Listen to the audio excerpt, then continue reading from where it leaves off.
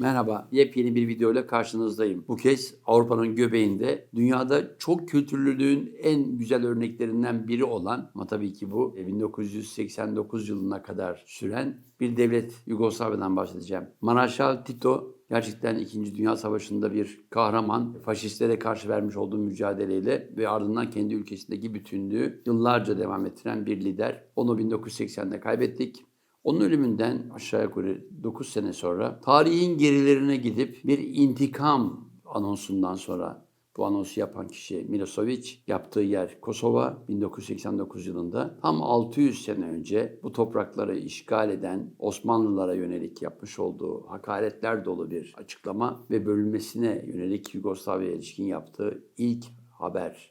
İlk çağrı. Ne yazık ki onu izleyen yıllarda 1992'den itibaren Yugoslavya'da iç savaş başladı. Ülkeyi oluşturan, o güne kadar kardeş gibi görünen toplumlar birbirlerini adeta boğazlamaya başladılar. Savaşın ilk mesajını Milosevic 1989 yılında Kosova Savaşı'nın geçtiği yerde verdi ve tarihin gerilerine doğru bir mesaj göndermişti. Yüklü bir mesajdı. Ve ardından önce Sırbistan kendi içinde bir takım planlamalarla ilk kez Slovenya'ya karşı bir savaş başlattı. Bu savaşta malum 2 tane Türk tır şoförü hayatını kaybetti. Savaş bir süre devam etti. Hırvatistan'a sıçradı. Hırvatistan'da çok korkunç bir savaş oldu. O savaşın da tanıklarından biriyim. O savaşta Osijek, Vukovar'da Sırp tanklı birlikleri Hırvat direnişlerini adeta ezerek geçti ve o dönemde bulmuş olduğum bir tankçı miğferi diyeyim, tankçı başlığı. Gerçekten çok korkunç günlerdi. Tabii bu bölümde ben bu savaşın en son izlerini, yani bu geçtiğimiz yüzyıl değil, bu yüzyıla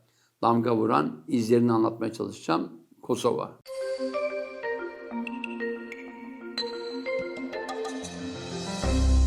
Benim için çok önemli Kosova. Çünkü 1987 yılında ilk kez rahmetli arkadaşım Savaşay ve değerli gazeteci dostum Ardan Zeltürk'le beraber üçümüz bir yola çıkmıştık. Amacımız Yugoslavya'yı biraz karayolundan tanımaktı. Yugoslavya'da başlangıç yeri bize hiç de uzak olmayan bir coğrafyaydı. Çünkü Türklerin çok yaşadığı, Türkçenin konuşulduğu, özellikle mutfağıyla bana çok yakın Kosova'ydı. Önce Priştine, ardından Prizren ve orada Mamuşa. İnanılmaz güzel bir öykülerle karşılaşmıştım ama o öyküler içinde tıpkı 1989'da Milosevic'in vermiş olduğu mesaj gibi yüklü mesajlar da vardı. Kroz sve ove vekove iza nas da nas je na Kosovu pre 600 godina zadesila nesloga. Ako smo izgubili bitku, onda to nije bio samo rezultat društvene superiornosti i oružane prednosti Osmanlijskog carstva, već i tragične nesloge u vrhu srpske države. Evet, Kosova, Priştina, burada yapmış olduğum muhteşem yolculuk, Osmanlı izleri ve gelmiş olduğumuz o Mamuşa köyü. Bu köyün gençleriyle konuşurken bir düğündü üstelik, bize bir mesaj verdi o gençlerden biri. Şu anda onlardan biri hayatta ve o vermiş olduğu mesajda tedirginliklerini, ileride yaşanacaklara ilişkin adeta duyumlarını aktarmaya çalışmıştı. Evet. Şimdi bu bölüme ilişkin o mesajları, o yüklü mesajları geçmişte yapmış olduğum programlardan görüntülerle aktarıyorum. Yıllar önce 1987'de arkadaşım Savaşay ve Ardan Zentürk'le beraber Mamuşa'ya gelmiştik. O zamanlar burası Kosova'daki tek Türk köyüydü. %100 Türk olan bir köydü. Ama şu anda inanılmaz bir değişime uğramış. Önünde bulunduğum bina belediye binası. Bana o dönemi biraz özetler misiniz? Tabii o dönemde insan istediğini, düşündüğünü konuşamıyordu. Çünkü bu topraklarda Türk olmak gerçekten biraz zor.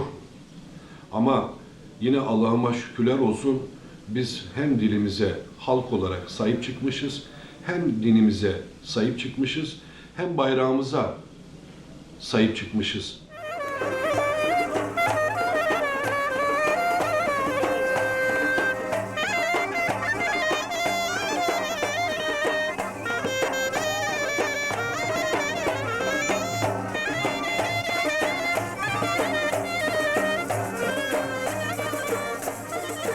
Benim adım Reşit Mazrek. Burası Yugoslavya memleketi Kosova Vijaliti. Prizren yakınında Mamuşa köyü. Nerede akrabalarınız Türkiye'de? Bursa'da bulunuyor, İzmir'de. Rahmetli şehit oldum. İstanbul'da var. Nur içinde yatsın. Aşağı yukarı 2000. Evet, Türk kardeşlerimizin yaşadığı Mamuşa kökenleri Tokat'a kadar gidiyormuş ve o dönemler bizimle görüşen Arif Bütüç Bey, şu anda bir politikacı, bir yönetici, bir yerel yönetici, bize gençliğinde verdiği mesajlar yıllar sonra gerçekleşti. İşte bu kim? Hiç benzemiyorsunuz değil mi? Planlarken, bir takım yayınlar hazırlarken bu yayınlara herhangi bir denetleme kurulu falan var mı karışan? Mesela Bakıyorum arkamda bir sürü adam da ölmüş. Biz yayınları yaparken hatta haftalık planımız var mesela. Her pazartesi günü redaksiyonda toplantı yapılır ve bütün hafta giden yayınları, reportajları gözden onu değerlendirmesi yapılır. Evet, tek adam yönetimi çok güzel geçmişti. Yugoslavya adeta sosyalist dünya ile kapitalist dünya arasında örnek gösteriliyordu. Ama o tek adamın vefatından sonra ne yazık ki ortaya çıkan paylaşım savaşları, Avrupa'nın bölge üzerindeki denge, sözde denge politikaları ve onların destekleriyle bozulan dengeler ve bugün halen gelecekleri konusunda belirsizlik yaşayan Kosovalılar, Makedonlar, Karadağlılar ve halen o korkuyu içlerinde barındıran eski Yugoslavya'nın dağılan insanları. Yugoslavya benim için önemli demiştim. Pristina çok önemli bir başkent. Arnavut kökenlilerin dışında Sırplar da, Türkler de, diğer etnisiteler de, Romanlar da var çünkü bölgede. Çok zengin bir kültür oluşturuyor ama bu kültürlerin bir denge bozucu tarafından birbirine düşürülmesiyle yaşanan tablolar Allah o günleri yaşatmasın. Çünkü ben Kosovalıları komşu Arnavutluk'taki, Makedonya'daki mülteci kamplarında da görmüştüm. Bu yüzyılda Avrupa'nın göbeğinde bir insanlık dramı yaşanmıştı. Bu dramlardan biri de Kosova'dan Sırplar tarafından zorla götürülen, bir kısmı öldürülen, sayıları binlerce Kosovalılar, Arnavutlar. Bu kez Arnavutluk sınırları içinde Prizren'i bir mülteci kampında bulduk.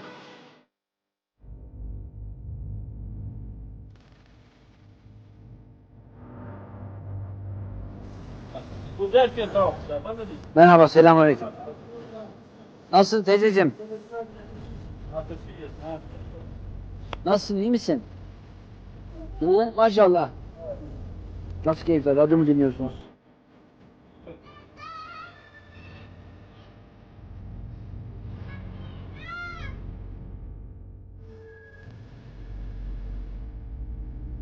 Hadi görüşmek üzere.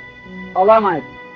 Peki Kosova deyince başkent Pristina'da neler görmüştüm? Çok gelişmiş bir Avrupa başkenti gibi. Bize özgün renkler, tatlar, lezzetler, kokular her şeye hakim ama bir Avrupa. Genç bir toplum ve o başkentin ortalarında bir heykel. Heykel çok ilginç. Hiç de yabancı gelmedi bana. Teresa anne. Hiç de yabancısı değildim çünkü 1982'de İsrail Beyrut'u kuşattığında Sabra'da bombalanan bir hastaneden onunla birlikte çocukları kurtarıp emniyetli bir bölgeye götürmüştük. Gonca Boyacı gerçek ismi. Çok cesur bir kadındı. Gerçekten o nineliğinin dışında bir azize. Tek başına bombardıman altındaki bir Beyrut'taki bir akıl hastanesinden engelli çocukları dışarı çıkarmaya başlamıştı.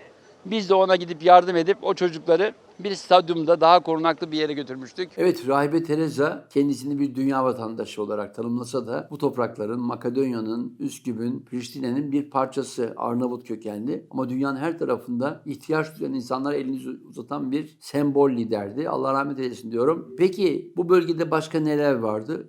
İnanılmaz Türk izleri. Birbirinden farklı. Osmanlı'nın farklı bölgelerden, Anadolu'dan getirdiği, oraya yerleştirdiği ama yerleştirirken mimarisiyle güzel izler bıraktığı bir bölge. Mutfağı da çok zengin. Evet, benim için unutulmaz lezzetler diyarı Kosova. Özellikle böreği. Orada yediğim böreği hiçbir zaman unutmadım diyebilirim. Tadı damağımda kaldı. Peki başka neler vardı? Başka garip bir belirsizlik içinde geleceğini Avrupa'ya doğrultan ama ne yazık ki Avrupa'da bazı ülkelerin halen zorluk çıkardıkları, özellikle dağılan Yugoslavya'da Sırbistan'ın büyük engeller çıkardığı Kosovalıların seyahat imkanlarının sınırlanması. Evet, onu bir röportajla aktarıyorum çünkü dertli Kosovalı. Başka ülkelere gidemiyor. Ne komşu Yunanistan'a gidebiliyor ne Saraybosna'ya. Üstelik buralar onun bazı parçalarının olduğu bölgeler. Adeta organlarından koparılmış gibi Kosovalı. Eski bir dostumla karşılaştım, Nafiz. Benim meslektaşım, fotoğrafçı. Bizim önceden bir özgürlüğümüz yoktu. Çok haksızlıklar oldu. Dünya buradayken bile haksızlıklar oldu. Srebrenica oldu, Kosova oldu. Ben tamamen bir getodayım şu an. Ben Avrupa'nın ortasındayım ama hiçbir yere gidemem.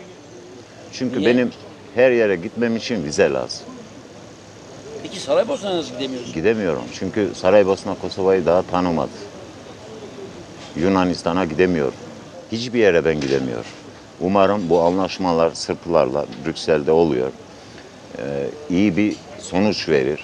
Siyaset iyi bir yere varır ki bu halk artık tamamen bir hürriyetini kazandırır. Şu an öyle değil. Ülkenin geleceğini belirleyecek getiri kaynakları ne? Sanayi var mı? Az buçuk sanayi başlıyor ama bir tarım ülkesi. Muhteşem doğası, hayvancılık ve tarım için çok ama çok elverişli. Oradan gençler eğitilip başka ülkelere gidiyorlar. Bence kendi ülkelerindeki değerlerini dünyaya gönderseler çok daha verimli olabilir. Yaşadığım insanlık dramlarından zaman zaman bazı anıları yanımda beraberinde taşırım. Bu Hırvatistan Savaşı'nda bir Sırp tankçısının kaskı. Ucundaki mikrofonu ben kendim yaptım. Çünkü bir ara bu kaskı Tuz Gölü'nde Çıldır'da tekerlekli yelken yaparken kendime kafamı koruma amaçlı kullanmıştım. Orada yapmış olduğum mikrofon girişi. Tankçılar bunu kullanıyorlar halen. Eski Sovyet malı, Rusların da bugün günümüzde kullandığı tank miğferi. Niye böyle bir miğfere ihtiyaç var? İleride tankla ilgili belgesellerimde anlatmaya çalışırım. Bu bölümde konuşacaklarım bu kadar. Ama beni izlemeye devam edin. Yeni videolarda başka ülkeler, başka olaylara ilişkin hem geçmiş görüntülerimi hem anılarımı sizlere sunmaktan mutluluk duyacağım. Önerilerinizi, eleştirilerinizi bekliyorum. Sağlıcakla kalın.